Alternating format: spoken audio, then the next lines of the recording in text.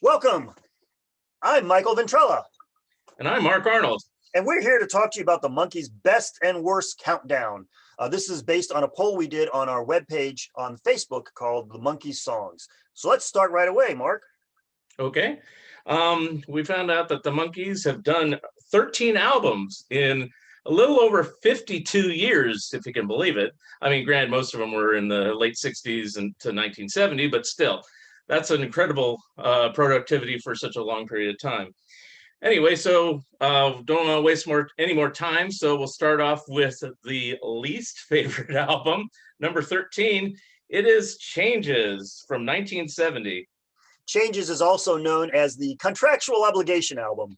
Basically, Peter and Mike had already left the band, but Davey and Mickey had to put out another album. And at this point, the two actors really didn't care that much about the music in the same way that Mike and Mickey did. Mike and Peter did. And so this was an album where basically they were brought into the studios, each of them separately on different days, to record a bunch of songs that had already been recorded, and it was thrown out, and it did not sell. And the basic opinion consensus of Changes is, apart from maybe the single "Oh My My," which isn't bad, it has a little video of them riding, Mickey and Davey riding on motorcycles. In general, the album's kind of flat and overall the same. So, and Michael and Peter are sorely missed. So that's the story on that one. There's a couple of good songs on there that were older songs that they brought back. Mickey wrote one, but overall, there's a reason this is number 13 on our list. All right, number 12 is Christmas Party. The Monkees' Christmas Party. That's right. And I'll tell you a little bit of history about it. So the Monkees had a great resurgence on their 50th anniversary in 2016. They had great success with Good Times. So why not do another, basically Good Times 2? But they realized if they just did Good Times 2, it might flop. They've done Christmas songs in the past. Christmas is My Time of the Year, Ryu Shu, which are included on the expanded version of this CD. And there's some really good songs. There's also some really weird covers of old classics that are sometimes leave people feeling a little bit off. And it's also Peter's final recording. This is an album that has like 4 or 5 really excellent, great songs, and some brand new ones written by some of the same people who had written songs for Good Times. But I'll agree, about half of the album is throwaway, same old Christmas songs that everybody and their brother has done. So that's why it came out at number 12. I probably would have rated it a little bit higher, but that was what our poll showed. Yep. Well, before we go on, just wanted to mention that we have written as partners 2 books, and I'll show you the cover of the first book. It's called Long Title, Looking for the Good Times, Examining the Monkees songs one by one, which has this great cover by Scott Shaw that's a wraparound that's a la It's a Mad, Mad, Mad, Mad World. That one is, we go through every one of the albums except for Christmas Party, because the book came out before Christmas Party. Then we did a sequel. It's called Headquarters, a timeline of the Monkees' solo year. Here we go through every single year and talk about what they've been doing through the year, discuss each of the album, and both books are full of lots of pictures and designs and graphs and everything else you could ask for. So those are what we had to base our poll on that we did on our webpage, which is called The Monkees Songs once more. Both of these books can be available anywhere you want to go, Barnes & Nobles, Amazon. We advise you to go to Bear Manor Media, which is our publisher, because quite often they have discounts and you can get it cheaper. But we don't care. Buy it wherever you want. And of course, one day we'll update the headquartered one too, because now Mickey and Michael are doing Mickey Sings Michael Nesmith album. It's coming out pretty soon. So it'll always, as long as they're around, and even after they're gone, there'll probably be newer and newer compilations, newer and newer albums. Some monkey thing forevermore. Back to number 11. Okay. Number 11 is Pool It.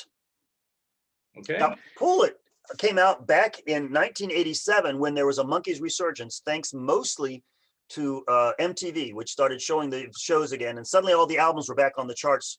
And so the Monkees quickly wanted to capitalize on this, except for Mike, of course, who wasn't that interested once more. So the 3 of them got together, and it's an album that has all of them on it, but none of them are on songs together. In other words, there's some songs with Mike and songs with Mickey, songs with Davey, songs with Peter, but there's no song that has more than one of them on it. And I like it pretty well, but part of the reason I like it is precisely the reason most people don't, is it has a very 80s sound. It sounds very dated now. It doesn't sound like a standard Monkees album. The next album on the list is another latter day album that they did. This one they did in 1997, and it's called Just Us. And as the title says, it really is just them. That's the interesting thing about this. Unlike any of their albums, even Headquarters, this one has all four of them, just them. They only did songs that they wrote. They played every single instrument, and Mike Nesmith produced it. So it really is just them. So that's good and bad. The good thing is it's really great to hear what they would be like if they had actually formed an actual band. The bad thing is, you know, one of the reasons their early albums were so good is because they had some of the best songwriters in the world and some really great musicians to assist them. So it has its ups and downs. They're individually, I think songs are not bad. In a group, after a while, it kind of doesn't hold up as much as it should. Do you agree? Yeah, the next album we have is 1969's Present, and it is called the Monkees Present, even though some people say present, which is fine. There's no right or wrong, right or wrong. This one came out after obviously Peter had quit, and they had done another album called Instant Replay, which didn't sell that well, and they wanted to do a resurgence. They said, let's prove that we're a good band. Really, Mike was the one who was leading on this. And so each of them got 4 songs. Once more, hardly anyone is on any other song. You know, they're all like, each of them doing, it's almost like an album with 3 different performers sharing space. It sadly bombed. I think it got as high as 100, and that's about it. Really bad for a band that had hit #1 just a couple years earlier. And the next one, do you want to introduce it? Oh, sure. Yeah, I didn't know if you were going to make comments about. Oh, okay. Yeah, I like Present. You can't knock an album that has Listen to the Band, but the rest of the album kind of falls flat. So that's why it's ranked so low, unfortunately. All right, introduce the next album. Number 8 is Instant Replay, the one that came out right before Present. Instant Replay was pretty much thrown together by the studios. Mark, you want to talk about that? Well, they had just had the TV series end and canceled. They had just released their movie Head, which basically bombed. It was a big bomb. And they said, well, let's try to get on track. We're still a contractually obligated music group. And what made us the Monkees? Let's go through the vaults and dig out something. So years before the Missing Links collection, they actually made this collection.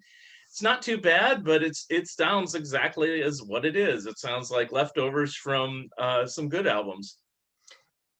And then we'll move on to number 7. Number 7 is Good Times. I really like this album, and I was so pleased when this came out back in 2016. They decided to do a reunion album, and they even used some old, Davey, of course, was gone by this time. They used some of old Davey songs and updated them, refinished them. But what made this album good, in my opinion, was that it used some of the best songwriters of the day. Andy Partridge and Rivers Cuomo and quite a few other famous writers wrote songs specifically for the Monkees, and that just made this album wonderful, in my opinion. It actually sold fairly well. It jumped up. They do the charts differently now than they did in those days. So it jumped up to number 14, which is pretty good for a band that old, and stayed a few weeks and then jumped right back off again. So it's not like the old days when things would go slowing down. Yeah, they didn't have a lot of radio airplay, unfortunately, but they did have a lot of internet airplay, and of course, they played everything in concert. It's one of my favorite albums. So, the next album, I should mention, one of the songs on that got listed on Rolling Stone's best songs of the decade. Me and Magdalena was listed. So the Monkees are still relevant in the 21st century. Okay, next album we have on the list. I forgot where we are in the numbers. Number 6. Number 6. 666. Is More of the Monkees, and Michael will tell you a little bit about that one. Yeah, that one came out only like 3 or 4 months after the first album, and the Monkees were absolutely surprised because nobody told them it was coming out.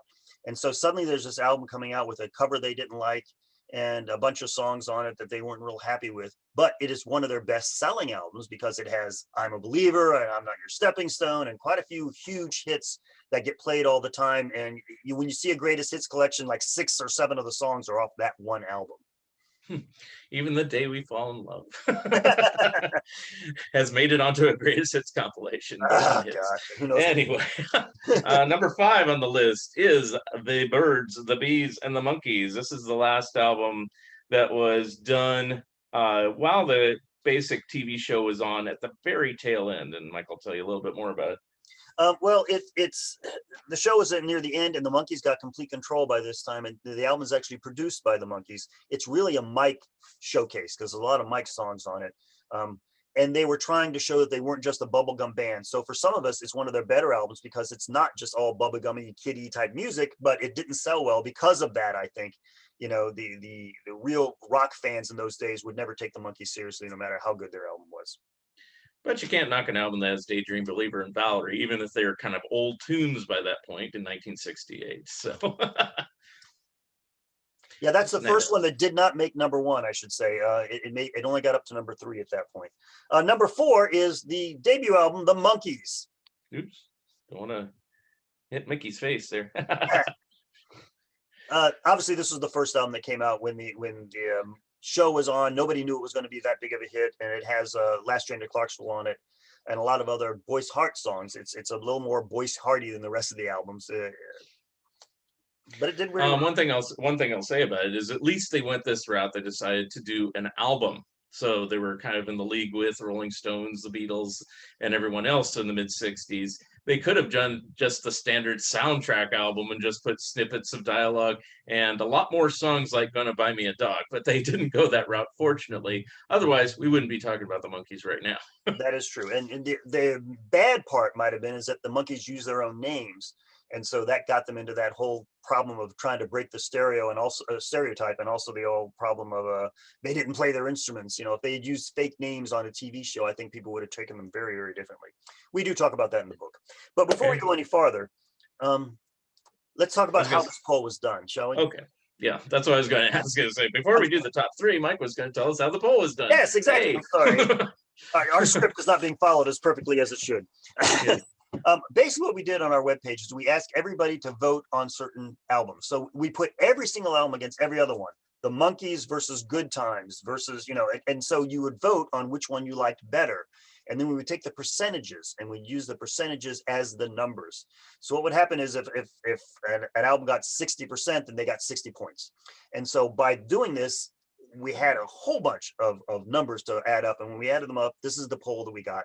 So basically the one that got the most votes obviously is number 1 based on the percentages. So that's how we did the poll. If you go to our Facebook page, Monkees Songs, you can see it. Just scroll down until you get to it. It was a couple of years ago. Yeah.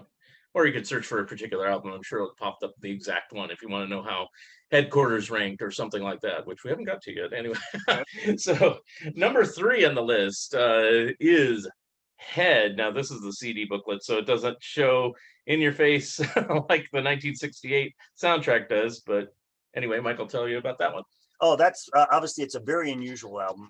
I think it has probably the best Monkees songs in my opinion, but there's only 6 of them, you know, because it's really not a complete album.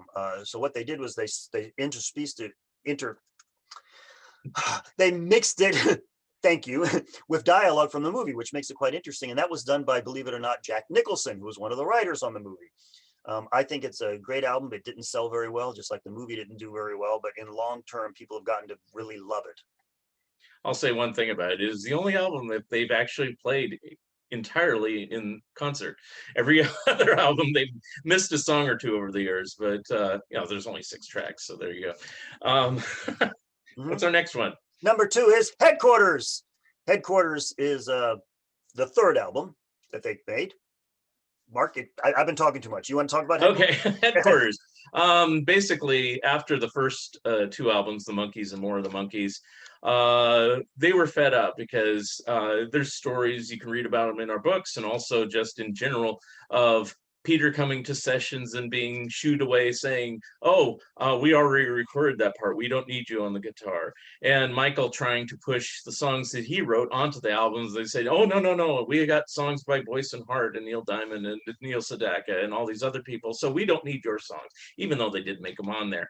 But I think the last straw is when they put out More of the Monkees without their knowledge, and they put out a single without their knowledge, and while they were on tour. And Michael Nesmith basically put his fist through the wall and said, that could have been your head. And they said, oh, whoa, well, let's let them do their own stuff. So that's what Headquarters was all about. it kind of fell apart after that, but it's like it lasted for what it was worth during the late 60s, and they did uh, put down their independence, which actually worked in some of their songs that they did later on. Chip Douglas gets a lot of credit for this. He was the producer. Mike brought him on. Chip used to be the bass player for the Turtles, and he was brought on. He had done Happy Together, and they thought that sounded so good that they brought him in. And he did a great job producing it, letting the Monkees play almost every instrument.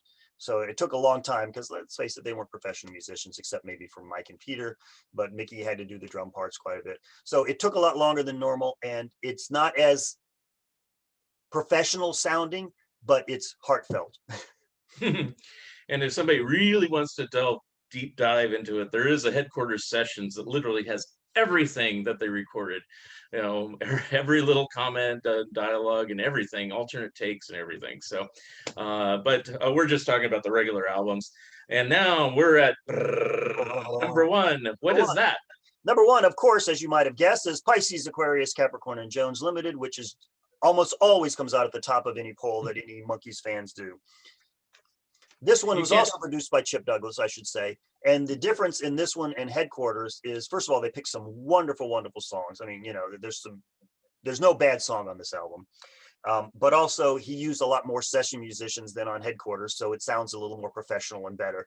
Not to say that the Monkees aren't playing. Mickey is still playing drums on a couple songs. They're still playing. But they're not the only musicians, and so it does sound a little more professional. They're all the only singers though, and that's always good. That's something that. One thing I like about Headquarters and this one is you only hear them singing, whereas other albums you hear other people in the background and who knows who they are.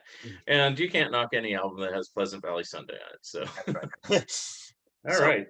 So those are our top 13. Of course, there are only 13 albums of the Monkees albums, and they're all available, obviously, through Rhino. And if you want to know more about it, we just went through this very quickly. Be sure to get our book, because our book does go into details a lot more, and it'll tell you all about each album and all about every single song. We go through every song one by one, literally. And that's it. Mark, do you have anything else you want to add? No. Enjoy the Monkees. May they continue on for 100 years, 1,000 years.